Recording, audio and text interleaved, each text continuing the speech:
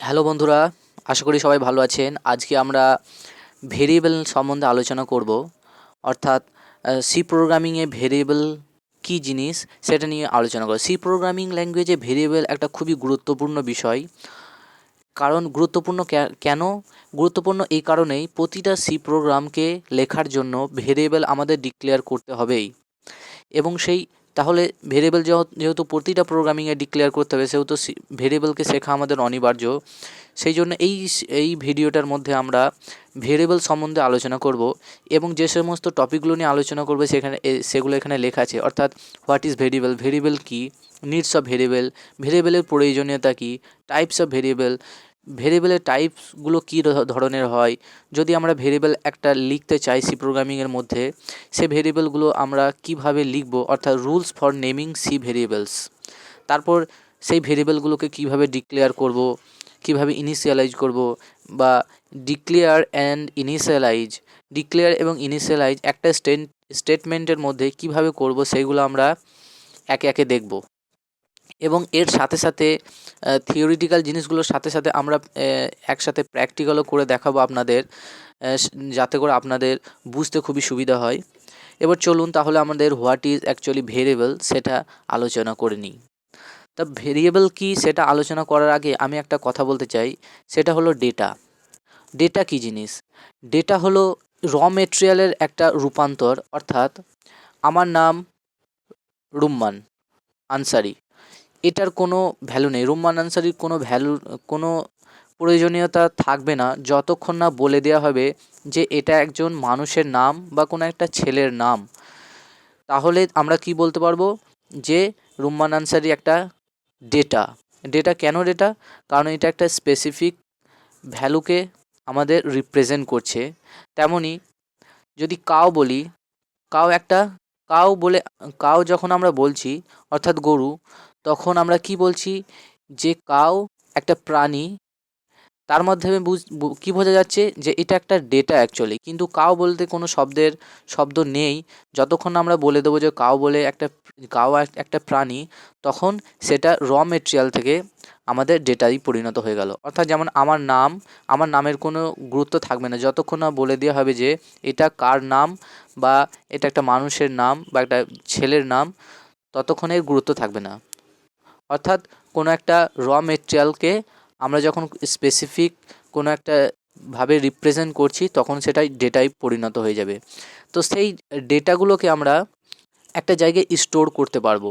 যেমন আমরা জামা প্যান্ট আলমারিতে স্টোর করতে পারি, তেমনই ডেটাগুলো আমরা কি করতে পারবো, কম্পিউটার মেমোরি আছে, মেমোরির মধ্যে স্টোর করতে পারবো।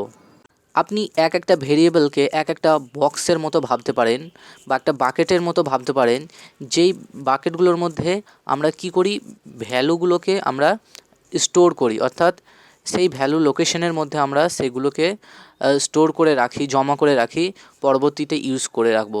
এটা আপনাদের বোঝানোর জন্য বক্স আকারে দেওয়া আছে, কিন্তু অ্যাকচুয়ালি এটা প্রাইমারি মেমোরি বা র্যামের মধ্যে কম্পিউটারের হয়। এখানে যেমন বলা হয়েছে যে বব একজনের নাম, সেটা আমরা স্টোর করছি এই বাক্সের মধ্যে, অর্থাৎ কম্পিউটার মেমোরির মধ্যে। এখানে ট্রু আছে, ট্রুটাকে আমরা কী করছি, বাক্সবন্দি করছি, সেটাকে আমরা স্টোর করে রেখে দিচ্ছি, যাতে আমার পরে ব্যবহার করতে পারি। যেমন এখানে যদি আমি বলি 35 একটা রোল নাম্বার কারো, সেই রোল নাম্বারটা আমরা স্টোর করতে পারি।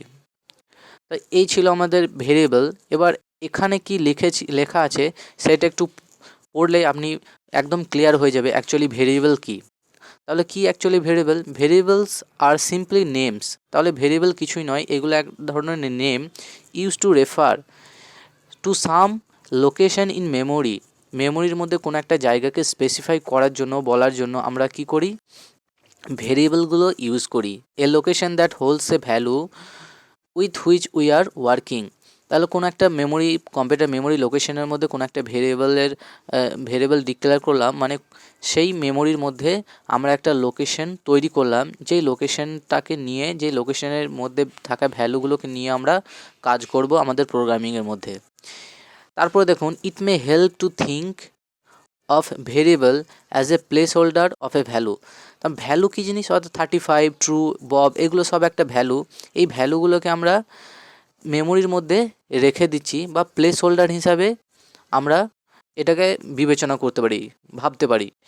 You can think of a variable as a being equivalent to assign the value. আমরা এটা এইরকমও ভাবতে পারি, একটা ভেরিয়েবল মানে কি, একটা ভেরিয়েবল এ বি সি এরকম ভেরিয়েবল আমরা নিতে পারি, এবং ভেরিয়েবল মানেই হচ্ছে গিয়ে আমরা যে ভ্যালুটা অ্যাসাইন করছি ভেরিয়েবলের মধ্যে, অর্থাৎ এ ইকুয়ালস টু 25, এটা একটা ভেরিয়েবল, যে ভেরিয়েবলটার ভ্যালু কত 25, অর্থাৎ এ ভেরিয়েবলের ভ্যালু 25, এরকমভাবে আমরা থিঙ্ক করতে পারি। তারপরে চলুন দেখি কি আছে, যে each variable in C has a specific type. প্রতিটা সি ভেরিয়েবলের একটা নির্দিষ্ট টাইপ থাকে, which determines the size and layout of the variables memory. তার মানে এখানে দেখুন একটা নিচে একটা পিকচার দেওয়া আছে, পিকচারে বলা আছে যে এটা একটা মেমোরির মতো, কম্পিউটার মেমোরির মতো দেখানো হয়েছে, অর্থাৎ প্রতিটা খাপে অর্থাৎ প্রতিটা বক্সের মধ্যে আমরা কি করতে পারি, এক একটা ভ্যালুকে স্টোর করতে পারি। যেমন এখানে 3 স্টোর করেছি, এখানে লেখা আছে এক্স ইকাল টু 3, অর্থাৎ এই এক্স ভেরিয়েবলের মধ্যে আমরা 3 স্টোর করেছি। এই যে ছবিটা দেওয়া আছে এখানে এক্স ভেরিয়েবলের মধ্যে আমরা 5 স্টোর করেছি। তো যখন আমরা একটা ভেরিয়েবলকে স্পেসিফাই করব, তার মানে তার একটা নির্দিষ্ট সাইজ থাকবে। যেমন ইন্টিজারের একটা নির্দিষ্ট সাইজ আছে, কোনো মেশিনের জন্য 2 বাইট, কোনো মেশিনের জন্য 4 বাইট। ভেরিয়েবলের সাইজ সম্বন্ধে আমাদের অন্য একটা ভিডিও আছে, যেটা আপনি ভেরিয়েবলের সাইজগুলো কীরকম হয় এবং তাদের সাইজ কত, সেটা আপনি জানার জন্য সেই ভিডিওতে গিয়ে সম্পূর্ণ দেখে নিতে পারেন। কিন্তু এখন এই ভিডিওটার জন্য আপনি মনে রাখুন যে প্রতিটা ভেরিয়েবলের একটা নির্দিষ্ট সাইজ থাকে। যেমন ইন্টিজার, এই যে ভেরিয়েবল, সেই ভেরিয়েবলের একটা নির্দিষ্ট সাইজ আছে, এবং সেখানে কেবলমাত্র আমরা ইন্টিজার টাইপ ভেরিয়েবলেই জমা করতে পারবো, অর্থাৎ পূর্ণ সংখ্যা, দশমিক সংখ্যা আমরা সেখানে স্টোর করতে পারবো না। তারপরে এখানে আছে যে C variable might be belonging to any of the data types like integer, float, character, double. Integer যখন আমরা কোনো একটা ভেরিয়েবলকে ডিক্লেয়ার করব, তখন কি হবে, তখন সেখানে কেবলমাত্র ইন্টিজার ভ্যালুগুলোই আমরা স্টোর করতে পারবো, অর্থাৎ 2, 5, 7 এই ধরনের পূর্ণ সংখ্যাগুলো, সেটা পজিটিভ হতে পারে বা নেগেটিভ পূর্ণ সংখ্যাগুলো আমরা ইউজ করতে মানে স্টোর করতে পারবো। যখন আমরা সেটাকে বলবো ফ্লোট, অর্থাৎ সেখানে আমরা ফ্লোটিং পয়েন্ট ভ্যালুগুলো আমরা ইউজ করতে পারবো। এখানে আমি আপনাকে প্র্যাকটিক্যাল করে দেখাচ্ছি। যেমন এখানে প্রোগ্রামিংটাতে আমি ডিক্লেয়ার করেছি যে ইন্টিজার সি, এখানে হচ্ছে ডিক্লারেশন, এইভাবে আমরা সি প্রোগ্রামিং একটা ইন্টিজার ভ্যালুকে আমরা ডিক্লেয়ার করতে পারি, এইভাবে আমরা ফ্লোটকে ডিক্লেয়ার করতে পারি, এবং তারপরে আমরা এখানে যেটা আছে সেটাকে বলা হয় ভেরিয়েবল নেম। আর এখানে যেটা আছে এটা অ্যাকচুয়ালি ভেরিয়েবল, এটাও ভেরিয়েবল নেম, এটাও ভেরিয়েবল নেম, এবং প্রতিটা ভেরিয়েবলের একটা টাইপ থাকে যেগুলোকে বলা হয় টাইপ অফ ভেরিয়েবল। এখানে ইন্টিজার দেওয়া আছে, এখানে ফ্লোট দেওয়া আছে, এখানে ক্যারেক্টার দেওয়া আছে, অর্থাৎ এখানে 3 ধরনের ভেরিয়েবল আমরা ভেরিয়েবলের কথা বলেছি, এবং প্রতিটা ভেরিয়েবলে একটা সাইজ থাকে। সেই ইন্টিজারের ক্ষেত্রে সেটা 2 বাইট, ফ্লোটের ক্ষেত্রে সেটা 4 বাইট, ক্যারেক্টারের ক্ষেত্রে সেটা 1 বাইট। এগুলো এই সাইজগুলো অ্যাকচুয়ালি মেশিনের উপর নির্ভর করে। একটা সাইজ অফ অপারেটর আছে, যেটা আমরা পরে আপনাদেরকে বলবো, যে সাইজ অফ অপারেটর দিয়ে কিভাবে আপনি একটা ভেরিয়েবলের সাইজগুলো ঠিক সহজেই জানতে পারবেন। তারপরে লেখা আছে দেখুন যে value of the C variable may get changes in the time of program. যখন আমরা প্রোগ্রাম কোনো একটা এক্সিকিউশন হবে, তখন একটা ভেরিয়েবলকে আমরা চেঞ্জ করতে পারবো।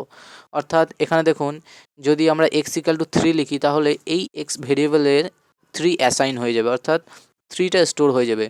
যদি পরের লাইনে আমরা এক্স ইকাল টু 5 লিখি, তাহলে সেই এক্স ভেরিয়েবলের যে ভ্যালুটা ছিল সেটা ওভাররাইড হয়ে যাবে, অর্থাৎ তখন আর এক্স ইকাল টু আমরা 3 পাবো না, তখন এক্স ইকাল টু আমাদের ভ্যালুটা 5 হয়ে যাবে।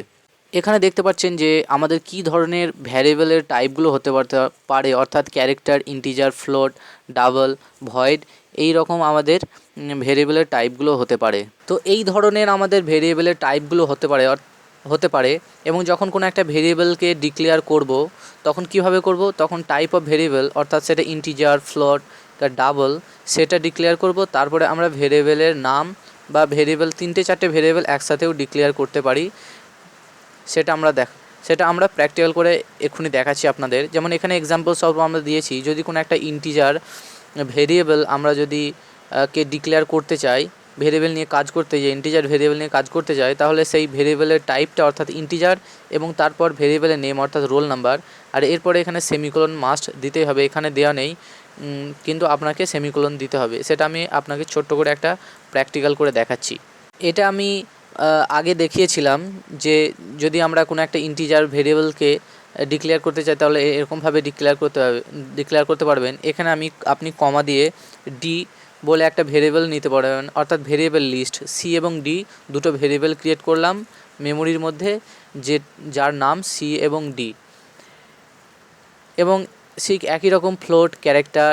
তারপরে এখানে ডাবল দিয়ে আপনি ডাবল বলে একটা ভেরিয়েবল, আর বলে একটা ভেরিয়েবল ক্রিয়েট করলেন এবং সেটার অবশ্যই সেমিকোলন দিতে হবে।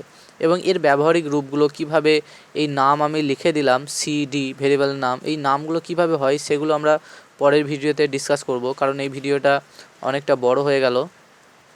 তো পরের ভিডিওতে দেখব কিভাবে ডিক্লেয়ার করে ইনিশিয়ালাইজ করে এবং সেটাকে কিভাবে অ্যাকচুয়ালি আমরা কাজে লাগাবো, সেটা আমরা পরের ভিডিওতে দেখাবো।